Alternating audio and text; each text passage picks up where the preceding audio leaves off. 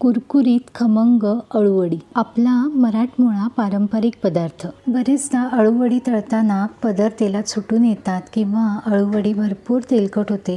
तर असं होऊ नये म्हणून काय काळजी घ्यावी, अळूवडीचा उंडा कसा वळावा, हे सगळं अगदी सोप्या पद्धतीने आज या व्हिडिओमध्ये पाहूयात.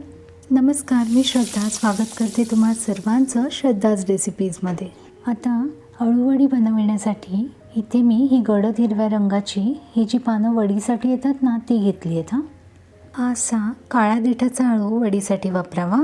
सर्वप्रथम ही पानं स्वच्छ धुवून मी कोरडी करून घेतली. आता या पानांची देठं आणि शिरा काढून घ्यायच्या आहेत.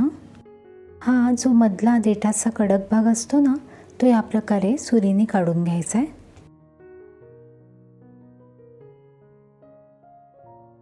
नंतर या ज्या बाजूला शिरा असतात ना, त्याही हलक्या हाताने सुरीने काढून घ्यायच्या. पानांच्या या जाड शिरा काढून घ्यायच्या, नाहीतर आपण जेव्हा उंडा वळतो ना, तेव्हा पानं फाटली जातात. बघा, आपला देठाकडचा भाग आणि या शिरा काढून झाल्यात. आता हे पान आपण लाटण्याने थोडंसं लाटून घेऊया. हे असं लाटण्याने हलकंसं लाटून घेतल्यामुळे ना, या शिरा छान दाबल्या जातात आणि आपण जेव्हा अळूवडीचा उंडा वळतो ना, तेव्हा छान वळता येतो आणि पानं अजिबात फाटत नाहीत. बघा, हे असं लाटणं फिरवल्यामुळे अगदी सहज पान दुमडलं जातं आहे, अजिबात फाटत नाही आहे.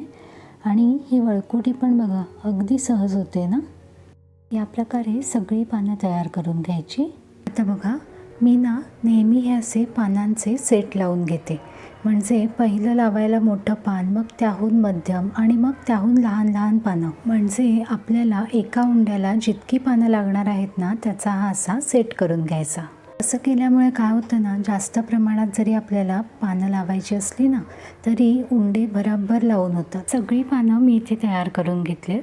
आता पानांना लावायला मिश्रण तयार करून घेऊया. बऱ्याचदा पीठ किती घ्यावं याचा अंदाज येत नाही. तर या अशा चमच्याने एका पानासाठी 2 चमचे असं पीठ घ्यायचं. इथे माझ्याकडे ही 10 पानं आहेत, तर मी 20 चमचे हे डाळीचं पीठ घेणार आहे. 2 चमचे तांदळाचं पीठ घ्यायचं आहे. तांदळाच्या पिठामुळे वडी छान खुसखुशीत होते. पानं लहान मोठी असल्यामुळे थोडासा अंदाज मागे पुढे होऊ शकतो. आता हे पीठ आपल्याला अगदी मंद आचेवर छान खरपूस होईपर्यंत भाजून घ्यायचं आहे. असं सतत हलवत हलवत पीठ अगदी मंद आचेवर छान भाजून घ्यायचं आहे. हे असं पीठ भाजून घेतल्यामुळे वडी अजिबात तेलकट होत नाही, मस्त कुरकुरीत होते. चण्याची डाळ दळायला देतानाही ती आपण भाजूनच दिलेली असते आणि पुन्हा हे डाळीचं पीठ आपण छान खमंग भाजून घेतल्यामुळे तयार होणाऱ्या अळूच्या वड्या या खमंग तर लागतातच, पण त्या पचायलाही अतिशय हलक्या होतात. त्यामुळे शक्यतो हे पीठ असं छान भाजून घ्यायचं. साधारण एक 7-8 मिनिटात बघा पीठ छान भाजलं गेलं आहे. आता गॅस बंद करते. हे पीठ आता बऱ्यापैकी गार झालं आहे. आता बाकीचे जिन्नस घालूयात. मालवणी मसाला घालते. 1 चमचा हे बेडगी मिरचीचं तिखट घालते. हळद घालायची आहे. थोडासा हिंग घालायचं आहे. छान ताजी धणाजिरा पूड घालायची. चवीप्रमाणे मीठ घालायचे. तीळ घालायचे. चिंचेचा कोळ घालायचा आहे. लिंबाएवढी चिंच कोमट पाण्यात भिजत घातली आणि ती छान कोळून घेतली. गूळ घालायचा आहे. साधारण हा इतका गुळाचा खडा मी 10-15 मिनिटं मोकळ्या हवेवर ठेवला होता. त्यामुळे तो छान नरम होतो आणि पिठात मिसळायलाही अगदी सोपं जातं. आता हे सगळे जिन्नस आपण हाताने छान मिक्स करून घ्यायचे आणि थोडं थोडं पाणी घालायचं आणि हे पीठ छान मध्यम असं भिजवून घ्यायचं. पण हे जे सगळे जिन्नस पिठामध्ये घातले ना, त्याचं प्रमाण आपल्या आवडीनिवडीनुसार ठरवावं. पण आंबट, तिखट, गोड अशा चवीची अळूवडी अगदी सुरेख लागते. बघा, हे इतपत सैल पीठ मी ठेवलं आहे. याहून सैल पीठ शक्यतो करायचं नाही कारण आपल्याला जेव्हा अळूवडीचा उंडा आपण वळतो ना, तेव्हा तो नीट वळता येत नाही. सगळं पीठ बाहेर येतं. आता आपलं पीठ अगदी योग्य झालं हे ओळखायची सोपी पद्धत म्हणजे हे असं छोट्याशा ताटलीला मागच्या बाजूने पीठ लावून बघायचं. पीठ अगदी व्यवस्थित पसरवलं जातं आहे, म्हणजे आपण पाण्याचं योग्य प्रमाण घेतलं आहे. हाताला लागलेलं सगळं पीठ या प्रकारे काढून घ्यायचं, म्हणजे वाया काहीच जाणार नाही. हे पिठाचं मिश्रण तयार झालं आहे. आता पानं लावून घेऊया. हे एक पान घेतलं. पानाचा गडद हिरव्या रंगाचा भाग असतो ना, तो खाली ठेवायचा आहे आणि या पानाच्या उलट बाजूने आपल्याला मिश्रण लावून घ्यायचं आहे.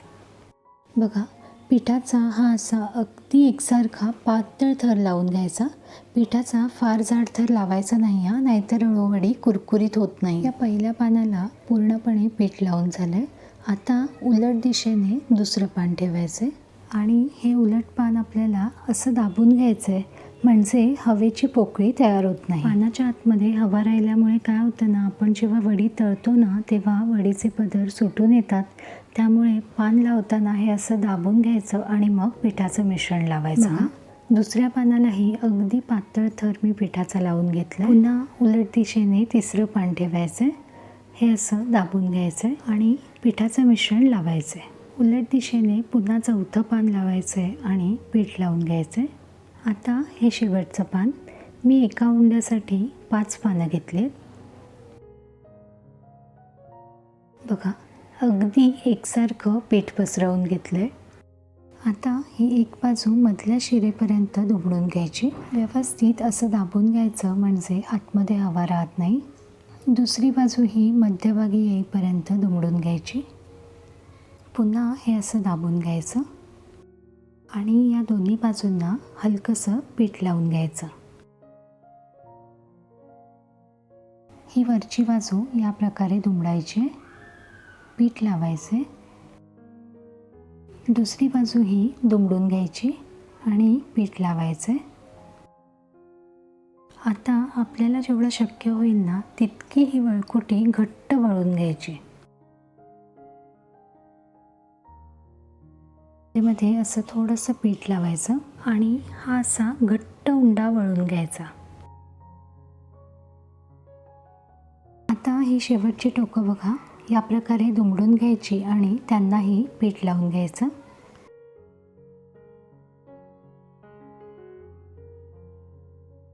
पुन्हा शेवटी हे असं घट्ट वळून घ्यायचं. शेवटच्या टोकालाही हे असं पीठ लावून छान दाबून घ्यायचं. दोन्ही काठांना आणि जिथून जिथून आपल्याला वडी सुटू शकते असं वाटतं, तिथे सगळीकडे व्यवस्थित पीठ लावून घ्यायचं. बघा, भरगच्च घट्ट असा अळूवडीचा उंडा तयार आहे. या प्रकारेच दुसराही उंडा मी लावून घेतला आहे. अळूवडीचे दोन्ही उंडे लावून बघा, हे इतकं पीठ उरलं आहे.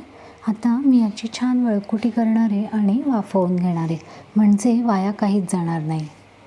चाळणीला हे असं तेलाचा हात लावून घ्यायचा, म्हणजे अळूवडीचा उंडा चाळणीला चिटकत नाही. दोन्ही उंडे चाळणीमध्ये व्यवस्थित ठेवून घ्यायचे आणि 20 मिनिटं मध्यम आचेवर छान वाफवून घ्यायचे. उरलेल्या पिठाचा उंडाही मी शेजारीच वाफवायला ठेवते. आता छान 20 मिनिटं मध्यम आचेवर वाफ काढून घेऊया. बघा, अळूवडी वाफवण्यासाठी मी इथे पाणी गरम करत ठेवलं आहे. आता यावर ही चाळणी ठेवायची आणि अळूवडी मध्यम आचेवर 20 मिनिटं छान वाफवून घ्यायची. बघा, अळूवडीचे उंडे अगदी व्यवस्थित गार झालेत. आता धारदार सुरीने छान वड्या पाडून घ्यायच्या. बघा, कापतानाही अळूवडी कुठेही सुटत नाही आहे. अगदी पातळ नाही, अगदी जाड नाही, अशा वड्या कापून घ्यायच्या. लक्षात घ्या, अळूवडी पूर्णपणे गार झाल्यावरच कापून घ्यायची, नाहीतर मोडण्याची शक्यता असते. अळूवडीचा एक उंडा मी पूर्णपणे कापून घेतला आहे. बघा, भरपूर लेयर्स असलेली आपली वडी छान तयार झाली आहे. आता तळून घेऊया. आता मी इथे ही अळूवडी शॅलो फ्राय करणार आहे. त्यासाठी रोजच्या चपातीच्या तव्यावर पळीभर तेल छान गरम करून घेतलं आहे आणि त्यात या वड्या सोडायच्या. खालची बाजू छान खरपूस झाली की लगेचच उलटून घ्यायची. दुसरी बाजूही छान शेकून घ्यायची. मध्यम आचेवर वड्या तळून घ्यायच्या. अगदी मंद आचेवर वड्या अजिबात तळायच्या नाही, नाहीतर वड्या तेलकट होतात. अळूवडीचे पदर अजिबात कुठेही सुटलेले नाही आहेत, कारण आपण उंडा वळताना अगदी घट्ट वळून घेतला आहे. छान फिरवत फिरवत, म्हणजे मधल्या वड्या बाजूला घ्यायच्या, बाजूच्या वड्या मध्ये घ्यायच्या, म्हणजे सगळीकडे अगदी सारखी आच लागते आणि अळूवडीला रंग अगदी एकसारखा येतो. अशा फिरवत फिरवत वड्या तळून घ्यायच्या. बघा, अळूवडीच्या दोन्ही बाजू अगदी खरपूस झाल्यात. आता अगदी जरासे हे असे तीळ पेरून घ्यायचे आणि उलटून गॅस बंद करायचा. असं केल्यामुळे काय होतं ना, जरी आपण वडीच्या मिश्रणात तीळ घातलेले असतील तरी तव्याच्या उष्णतेने असे वरून घातलेले तीळ अगदी खमंग होतात आणि दिसायलाही ते पानात वाढताना अगदी सुरेख दिसतात. भरपूर पदर सुटलेली आणि आंबट, तिखट, गोड अशा सगळ्या चवींनी युक्त अशी अळूवडी तयार आहे. बघा, अळूवडी अजिबात तेलकट झालेली नाही आहे. मस्त खमंग कुरकुरीत अशी अळूवडी तयार आहे.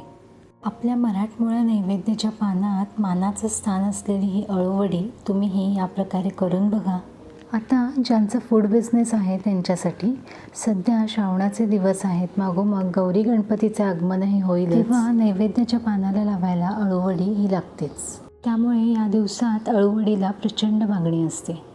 हे असे वाफवलेले उंडेही तुम्ही विकत देऊ शकता किंवा मग या अशा तळलेल्या वड्याही विकत देता येतील. आता विक्रीची किंमत कशी ठरवावी बरं? तर अळूच्या पानांची किंमत, तयार करण्यासाठी लागणारे सगळे जिन्नस प्लस आपली मेहनत यावर आपल्याला साधारण 50% तरी नफा व्हायला हवा. अर्थात हा माझा स्वतःचा अनुभव आहे. आवडला असेल तर नक्कीच जास्तीत जास्त शेअर करा. धन्यवाद.